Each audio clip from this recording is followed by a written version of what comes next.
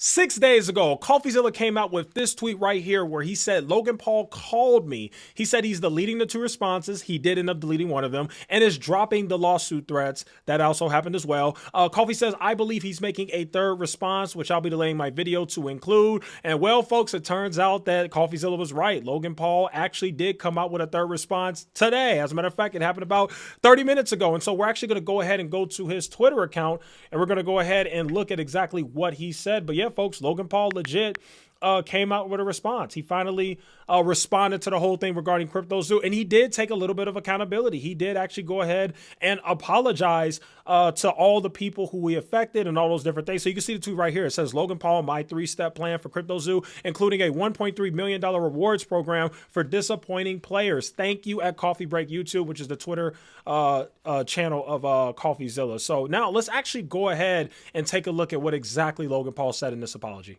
Coffeezilla is not a criminal. I called him, I apologized. My initial response to his series was that of fire, an ego flare, whatever it is, pride. I'm a fighter at heart, and I was defensive because I know I never scammed anyone with this project. I never made any money, never sold any tokens, and I only had the best intentions going in. And so my only problem with this apology, the first thing I can see right now that I have a big issue with is him continuing to say that I did not scam anybody specifically because I did not make any money with the project, when Coffeezilla already exposed the fact that you intentionally tried to make money off this project. You just happened to get scammed by people who were smarter than you. The 2 guys, Eddie Ibanez and the Crypto King, took money out of the project and rug pulled you before you could rug pull everybody else. So just because you didn't make any money does not mean that you weren't a part of this massive scam. But the fact is that suing Coffeezilla is not going to help CryptoZoo holders, so I do need to focus my attention where it should be, which is on fans and supporters of me. You guys mean the world to me, so I'd like to announce my 3-step plan moving forward. Step 1, Jeff and I are going to burn our Zoo tokens so we have no financial upside in the game, and it will add value to holder tokens. Step 2, we want to offer a rewards program for players who are disappointed in the status of the game. So essentially you're going to be able to burn your base egg or your base animal for the mint price, which was 0.1 ETH or the equivalent in BNB. I am personally committing 1,000 ETH to this, which is about $1.3 million right now for players who want to get out. And then step 3, obviously finish and deliver the game as outlined in the white paper by completing the egg bridge from ETH to BSC for base animals and base eggs. Okay, every part of this plan I 100% agree with. The fact that he plans to refund people who got screwed over by the game with this rewards program. Basically, people got screwed over can mint their tokens or whatever it is. That's actually pretty good. But the 3rd option of what he's saying, I 100% do not agree with, which is where he's basically saying that CryptoZoo is going to continue to be a project. We're going to keep working on it until we launch the game. The trust is completely gone, in my personal opinion. NFTs have been completely shown to be an outright scam, at least in my opinion. I mean, for crying out loud, this same guy said it himself in his response video that he now deleted, that NFTs are nothing but pictures. So why would anybody invest their money in this game, which has already been linked to a scam, had all these shady players, and you yourself basically said was a scam? Why would anybody put their money in that? So again, this isn't the worst apology in the world. It's actually good that he's taking accountability, but unfortunately, we're still not getting the 100% full-on accountability that I would expect. There's still a little bit of dodging here, which is kind of upsetting, but hey, I guess we're getting a step in the right direction, right? The marketplace and obviously completing the releasing your animals into the wild to accrue your yield function. To say I am disappointed in how this was handled internally is an understatement. There's a full internal investigation going on along with an audit, and we are going to pursue full legal action for whomever needs to be held accountable. If any money is recovered in the process, it'll go right to the community. My sole obligation is to my supporters, and I know this video is long overdue. Here it is.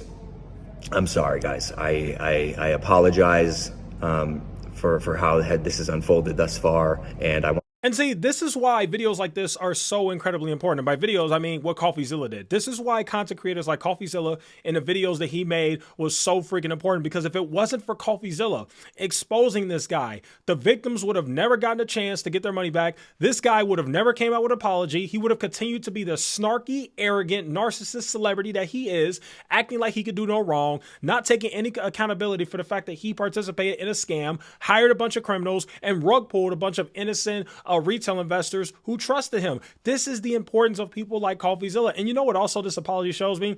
He finally listened to his PR team or his lawyer, or he finally talked to a lawyer is what I think. I think this is the response that we get when somebody actually talks to a lawyer instead of going on YouTube like a freaking arrogant a-hole and threatening to do a lawsuit when everybody can see clear as day that you clearly have not talked to a lawyer based on the response video that you gave. So it's absolutely insane. So yeah, what probably happened was Logan Paul probably sat down with a lawyer and the lawyer said, listen here, buddy, you have no chance of winning this.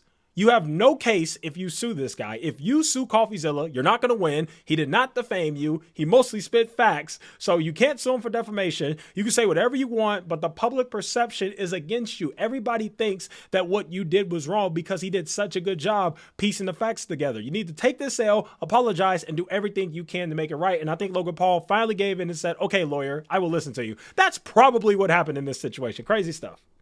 People to know that they can trust me and that I'll always take care of the fans and people who support me. I appreciate your guys' patience while we do our internal investigation, and I promise to be transparent and disclose any information we find out in the process. And lastly, thank you, Coffeezilla. You have catalyzed this, and I am very grateful for your work and your investigation. And I mean that. Thank you, bro. There you go. That's the end of the video, folks. Wow, it's a small W, but it's still a W. It's not a legit large Logan Paul W, you know what I'm saying? But it's a tiny W. It's something. He's finally doing something. Now, what will fully complete this apology is we're gonna have to see actual action. We can't just take these celebrities by their word and just, oh, he apologized, we should give him the benefit of no. He's still done a crap ton of wrong. And it's amazing that Coffeezilla was able to finally get this guy to take a little bit of accountability. That's great to see. But the next step that we're going to have to see is we want to see those victims refunded. We want to see, I really don't care if the CryptoZoo game launches, but if that means a lot to the people who invested in it, fine, whatever. I think the project was a scam from the beginning because I think NFTs are complete scams, but that's a different conversation for a different day. But yeah, those are really my thoughts regarding this entire video. Very interesting thing that has taken place. The only critique that I have a few critiques, but the other critique that I mainly have is I really wish that Logan Paul would have put this into a full-on YouTube video rather than actually just posting this little 2-minute thing on his Twitter. But hey, you know, what can you do? I mean, this is better than nothing, right? I mean, I didn't even think we'd get this. So hey, I guess this is something, right? So yeah. So what are my key takeaways? Well, he did not take any accountability, which, oh my God, shocker. Logan Paul didn't take any accountability. Yeah, no. So yeah, Logan Paul didn't take any accountability. I guess there was an apology, but again, when you apologize for something, it's not a real sincere apology unless you fully take accountability for what you've done. But again, I told you guys, this guy's a narcissist. You got to be really careful with these celebrities. These celebrities have some real problematic ego problems where they just think they can do no wrong. It's scary. And then my other takeaway is I think it's a horrible decision to continue building the game and launching the game. I think it's so dumb at this point. But you know what I think, guys? I think the reason why he's doing that might be because of a legal issue. I think legally he might be in some trouble if he doesn't actually launch the game. So maybe he probably feels the same way we do. Maybe he probably feels like, okay, launching the game is stupid. Like, after everything that's happened, who the heck's going to trust this? But maybe his lawyer told him, you know, it's probably in your best interest to still release the game no matter what happens. So, you know, that's my whole thing. But I just want to put this out there. For the people out there who are even considering still investing in CryptoZoo, you got to get your brain checked. I mean, that's ridiculous. I mean, okay, I'm done. But no, seriously, if you're somebody out there that's considering putting your money in CryptoZoo, I think that's a really bad idea. I think the only reason why, I really can't think of any good reason why CryptoZoo should come back and be a game. I don't know why it should be finished. I mean, even for the people who are involved, I still wouldn't want to be a part of this. I just want my freaking money back. I think the best thing that can be done is just give everybody their money back, shut it down. It was a scam.